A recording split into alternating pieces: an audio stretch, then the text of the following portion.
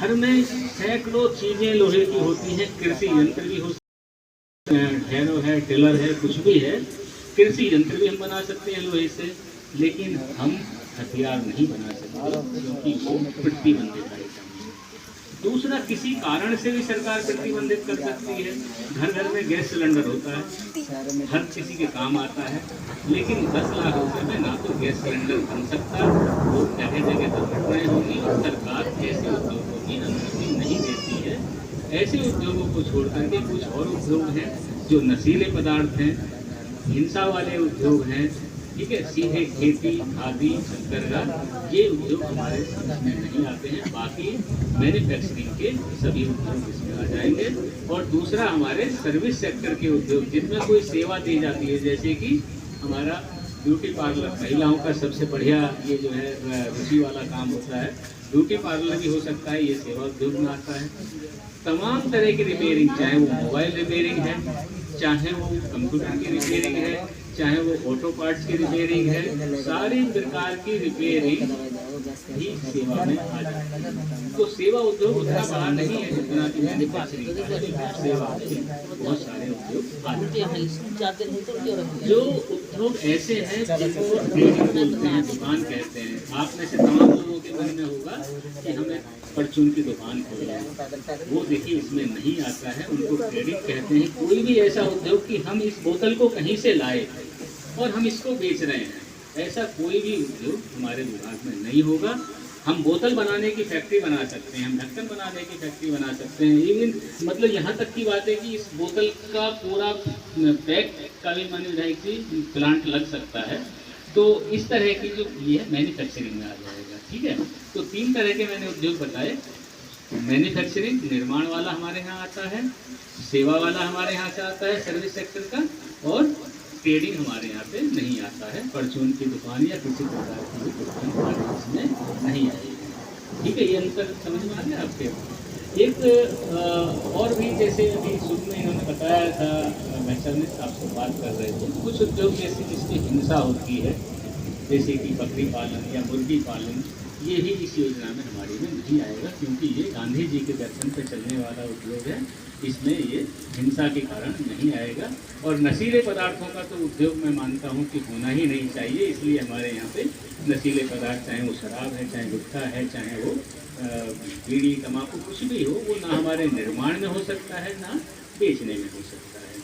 तो इसमें हमारे उद्योग क्या हो सकते हैं, क्या लाभ मिलेगा, ये चीज़ क्लियर हुई। अब बात आती है पात्रता की। इस योजना में गांव का रहने वाला व्यक्ति गांव में ही अपनी इकाई लगाएगा, उसकी आयु 18 से 50 वर्ष के बीच में है, तो कोई भी अप्लाई कर सकता है। और बस उसमें दृढ़ निश्चय होना चाहिए, उस काम की जानकारी होनी चाहिए, हमारे उसमें रिकमेंड करने में कोई कठिनाई नहीं होगी।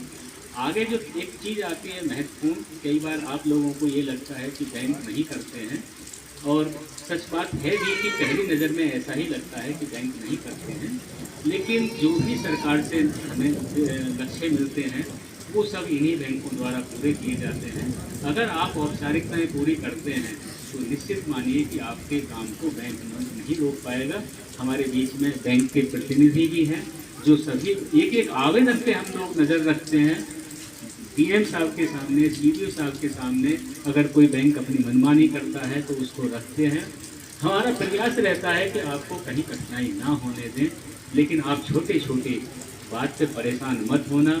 अगर आपको, मैंने अभी थोड़ी देर पहले कहा था कि आपको अगर उद्योग लगाना है तो मेहनत करनी है, संघर्ष करना है, धैर्य रखना है। ऐसा नहीं है कि हम एक बार बैंक में गए और हमारा काम तुरंत हो जाएगा। कोई भी काम है, हम कोई भी काम मान लें, हर काम में आज के समय में संघर्ष है, बहुत संघर्ष है। और आप कल्पना नहीं कर सकते कि आपको सहज सा चीज़ लगती है, लेकिन उसमें भी बड़े कंपटीशन होते हैं। तो आपको हिम्मत रखनी है, घबराना नहीं है, लगना है। पूरा प्रशासन, माननीय विधायक जी भी जगह जगह उठाते हैं, मैंने देखा है कि भाई बैंक यहाँ पे परेशान कर रहे हैं, और माननीय विधायक जी या जितने भी जनप्रतिनिधिगण हैं उनकी बात को हम भी प्रयास करते हैं कि अक्षर से उसका हम अनुपालन करें और क्षेत्र की समस्याओं को दूर करें। तो मुख्यमंत्री रोजगार योजना के संबंध में आपके निश्चित रूप से सवाल आएंगे और मैं यहीं रुका रहूँगा, उनके उत्तर दूंगा। माननीय विधायक जी को कार्यक्रम को देखते हुए मैं तुरंत दूसरी योजना पे आता हूँ। आपको पम्पलेट भी मिला होगा, ये रेड कलर वाला है ना, इसमें ये प्रधानमंत्री रोजगार सृजन कार्यक्रम योजना है, ठीक है। इसको भी अच्छे से पढ़ना। इसमें 50 लाख तक के लोन हो सकते हैं। आप 1 लाख से 20,000 से लेकर के 50 लाख तक का करते हैं, लेकिन हमें 50 लाख देख करके 50 लाख पे ध्यान नहीं देना है, बल्कि अपनी ज़रूरत के हिसाब से उस पे देखना है कि हमारा काम कितने पैसे से कम हो जाएगा। 10 लाख रुपए तक के जो लोन है या छोटे लोन है उनको बैंक सहजता से कर देता है। रिजर्व बैंक ऑफ इंडिया के निर्देश हैं कि उसमें ज़मीन जायदाद प्रॉपर्टी मॉर्गेज नहीं करनी पड़ती है, लेकिन जैसे जैसे आप बड़ा प्रोजेक्ट बनाएंगे तो आपको कहीं ना कहीं प्रॉपर्टी भी मॉर्गेज करनी पड़ेगी, औपचारिकताएँ भी बढ़ेंगी और फिर बड़ी योजनाओं को बड़े पैसों का धनी लोगों का मान करके फिर बैंक भी या सरकार भी उसी नज़र से देखती है कि भाई जब इनको व्यापार करना है तो इनसे भी हम अपने पैसे को सुरक्षित करें, औपचारिकताएँ निश्चित रूप से बढ़ जाएंगी। तो आप अपना उतने का प्रोजेक्ट बनाइए जितनी आपको वास्तव में ज़रूरत है। अधिक का सब्सिडी के लालच में बड़ा प्रोजेक्ट मत बनाइए। हाँ, मैं आपको ये भी कहता हूँ कि कम भी मत बनाइए, जितने की ज़रूरत है। कई बार ऐसा होता है कि पैसा कम होने की वजह से भी हमारे उद्योग बिगड़ जाते हैं, नुकसान है। हमें कहीं से ऑर्डर आया हुआ है, हमारे पास पैसा नहीं है, या हमारा पैसा मार्केट में फंस गया है, हमें और पैसे की ज़रूरत है। तो आप ना कम बनाएं ना ज़्यादा बनाएं, बल्कि जितने की ज़रूरत है उससे थोड़ा सा ज़्यादा बना के चलेंगे तो ज़्यादा, लेकिन सब्सिडी के लालच में नहीं करना है। और ये पहले ही दिन तय कर लें कि चाहे हमें भूखा रहना पड़ जाए, लेकिन बैंक की किस्त हमें हर हाल में समय पे अदा करना है, ठीक है। तो इसमें 50 लाख तक का लोन हो सकता है और बहुत अच्छी योजना है ये भी। इसमें माननीय विधायक जी 3 प्रकार की श्रेणी रखी गई हैं। ये लोन शहर और ग्राम दोनों में हो सकता है, आप भी ध्यान दीजिएगा, दोनों जगह ये हो सकता है। अगर शहर में इसको करा जाता है, क्योंकि यहाँ शहर का कोई व्यक्ति नहीं है, तो मैं गांव वाले पे ही ज़्यादा ध्यान दूंगा। आप लोग गांव में ही अपना उद्योग लगाएंगे तो आज आपसे ही बात की जाए, शहर को हम थोड़ी देर के लिए भूल जाते हैं। यहाँ जितने भी लोग हैं, महिलाएं तो मैक्सिमम है ही है। सामान्य जाति का कोई पुरुष है यहाँ पर? सामान्य जाति का कोई नहीं है, तो मैं समझ रहा हूँ कि सामान्य जाति का भी जिक्र की कोई आवश्यकता नहीं। अब आप लोग जितने भी यहाँ हैं, आपको केवल 5% अपने पास से लगाना है।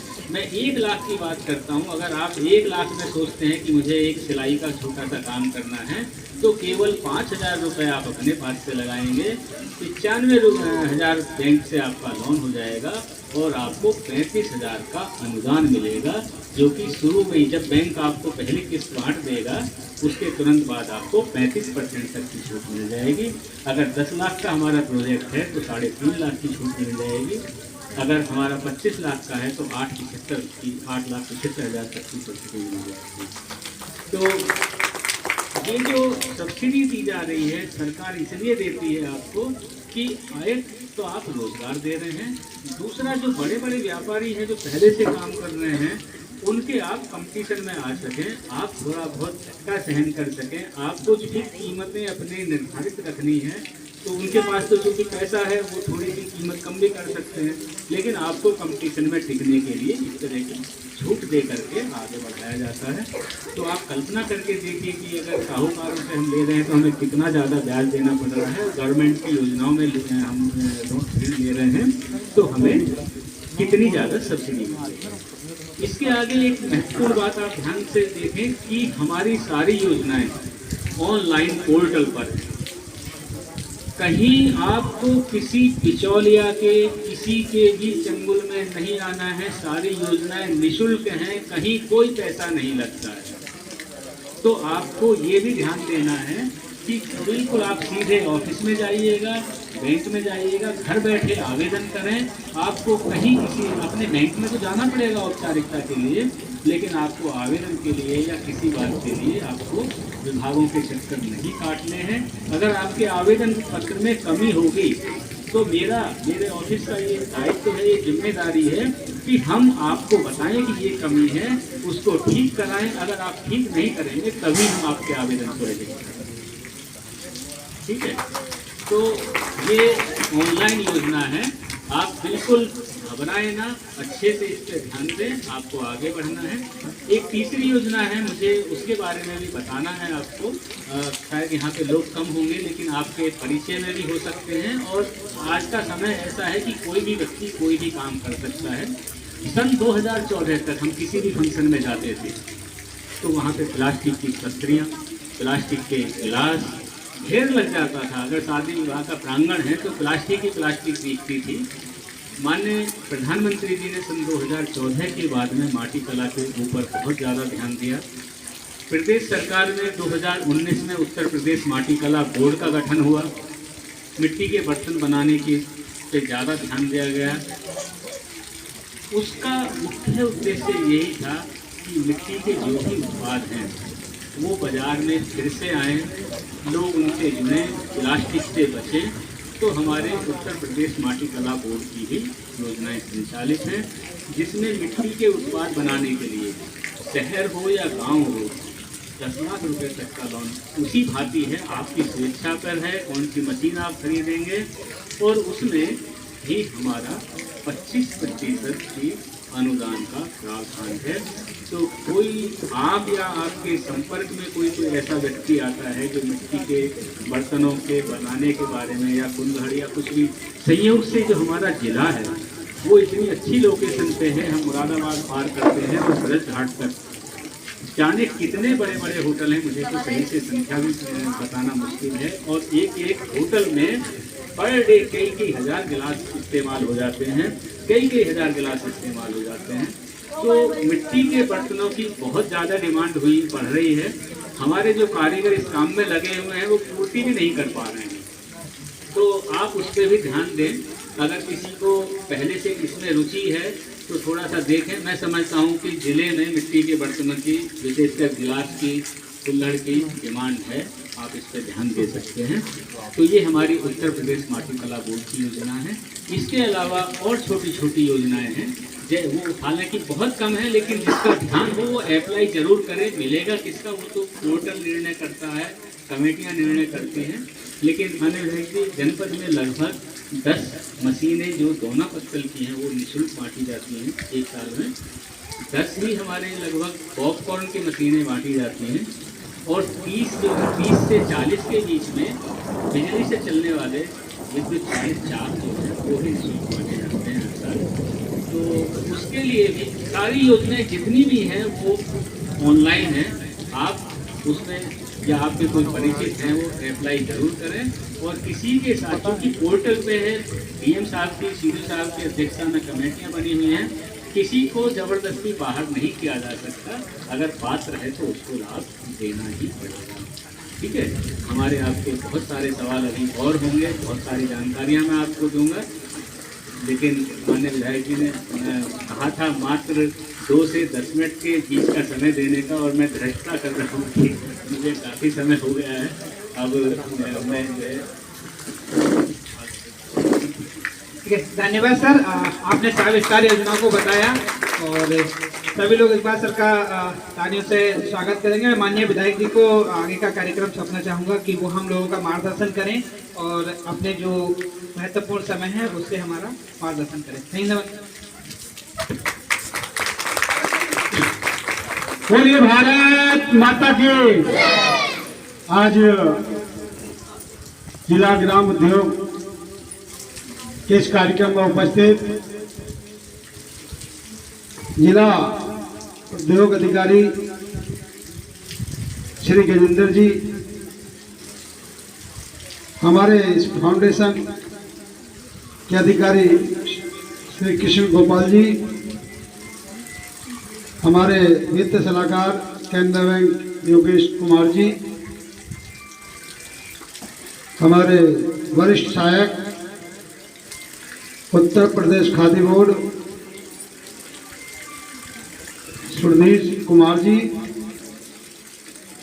मोहित कुमार जी प्रधानाचार्य और प्रधान संघ के अध्यक्ष महेश पाल जी, आज मौसम खराब होने के कारण थोड़ा सा आपको कष्ट झेलना पड़ रहा है। हमारी इतनी बहनें यहाँ पर उपस्थित हैं, मैं सभी को धन्यवाद दूंगा कि आप इस कार्यक्रम में यहाँ पर ऐसे खराब मौसम में आकर आपने इस योजना के बारे में जो अभी बताया विस्तार से। हमारे यहाँ पर बुजुर्ग जितने भी साथी हैं, मैं सबका हृदय से धन्यवाद दूंगा और समस्त अधिकारीगण, क्योंकि ये पहले से तय नहीं था कि मौसम खराब होगा। पहले से ये तय था कि ये कार्यक्रम इस स्थान पर होगा जहां सब लोग आसानी से आ सकें, मगर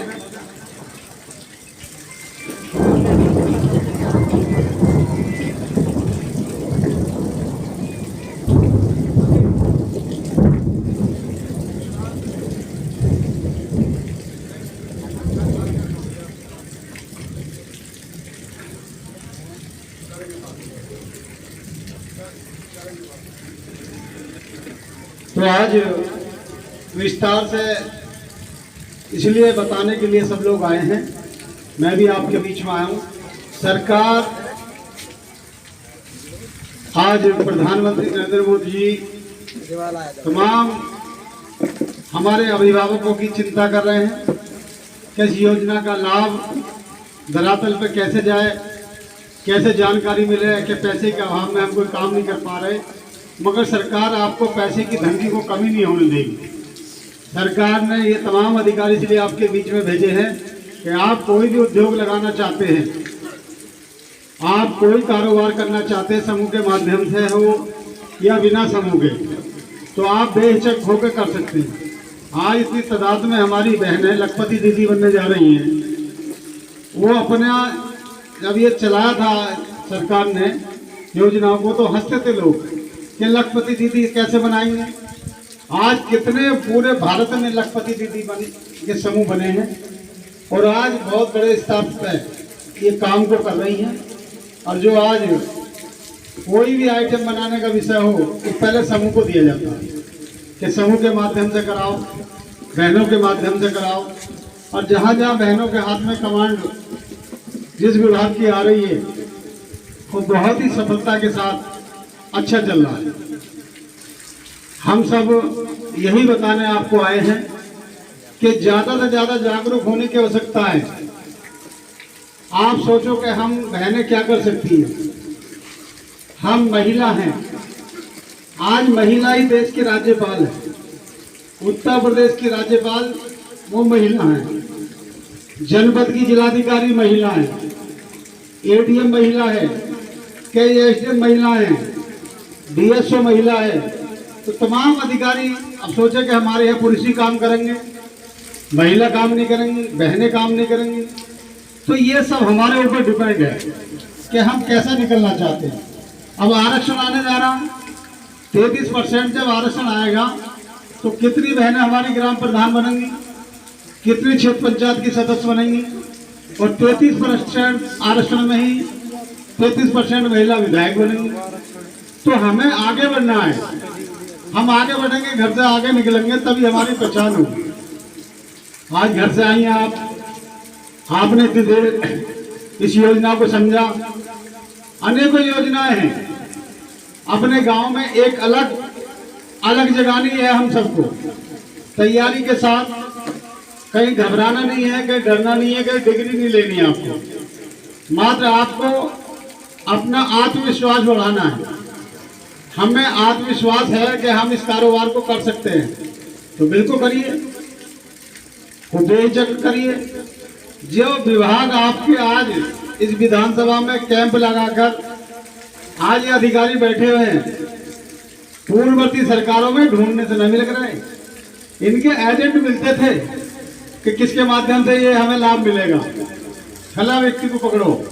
और आज उद्योग के अधिकारी हमारे बीच में है, आपको बताना है, विधायक आपके बीच में है, तमाम अधिकारी आपके बीच में। बैंक भी आई है, बैंकों की जो दिक्कत है वो दूर हो, इसलिए आपको ये बताने भी आए हैं, बताएंगे।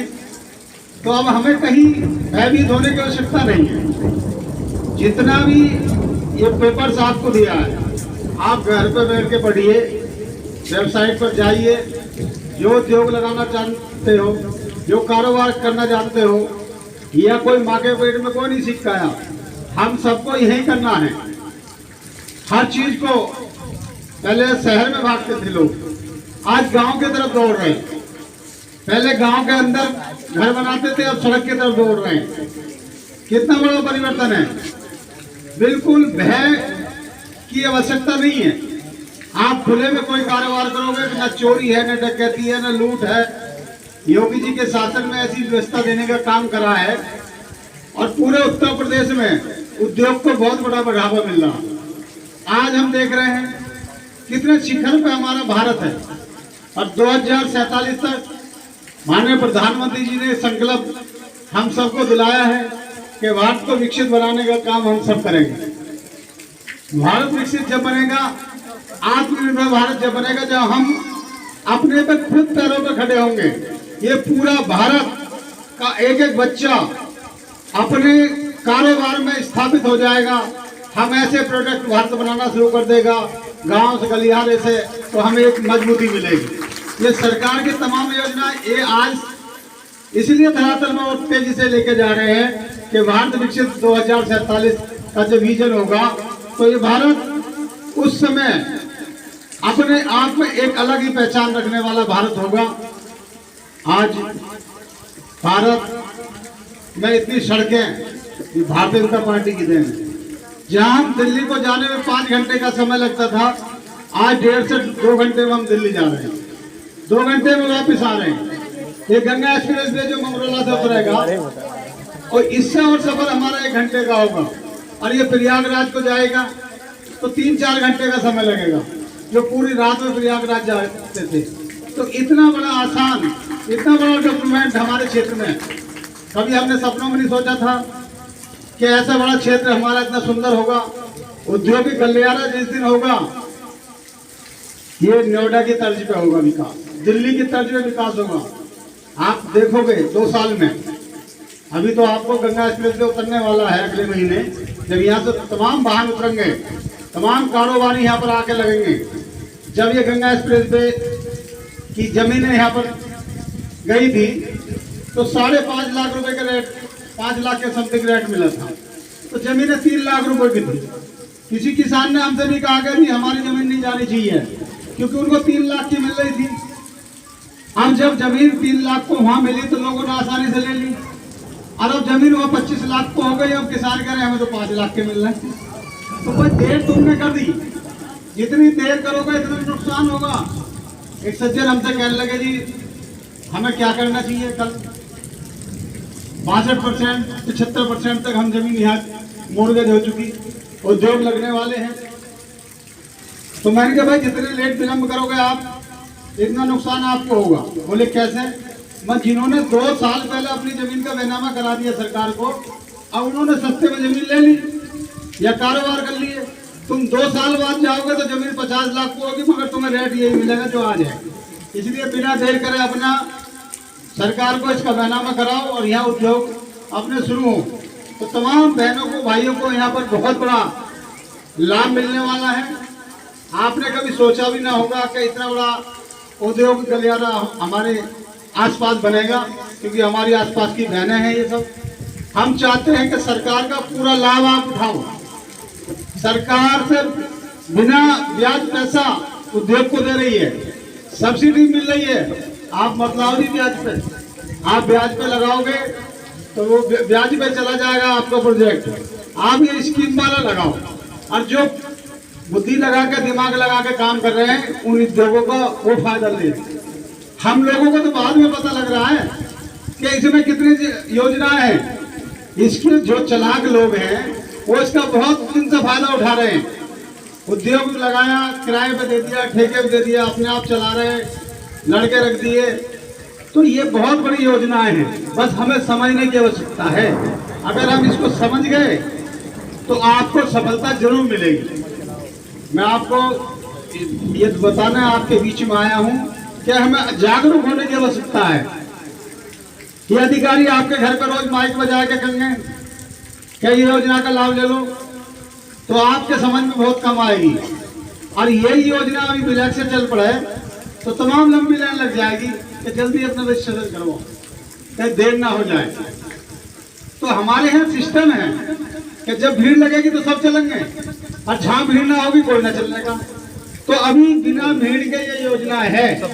अब जब इस योजना की समझ में बात जैसे स्तर पर, युद्ध स्तर पर कर रहे हैं हम सब, अगर इस योजनाओं में बहुत ज्यादा जानकारी लोगों को हो गई तो बहुत लंबी लाइन लगेगी। फिर तो इनको बात करने का समय बोले 10 बहनें बैठी है, मैं पहले इनसे बात कर लूँ, आप 2 घंटे तक इनके ऑफिस में बैठी रहोगी, फिर ये कहेंगे जी 10 समूह ये बैठे हैं, 10 समूह वो बैठे हैं।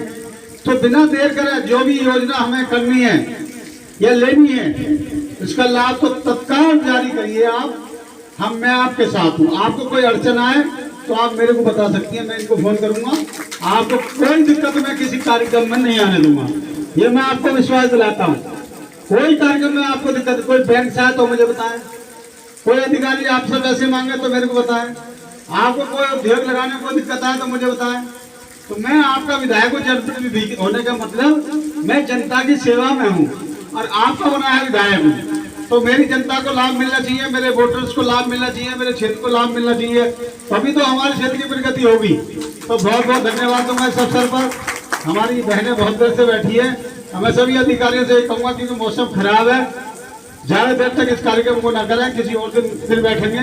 धन्यवाद। जय हिंद, जय भारत।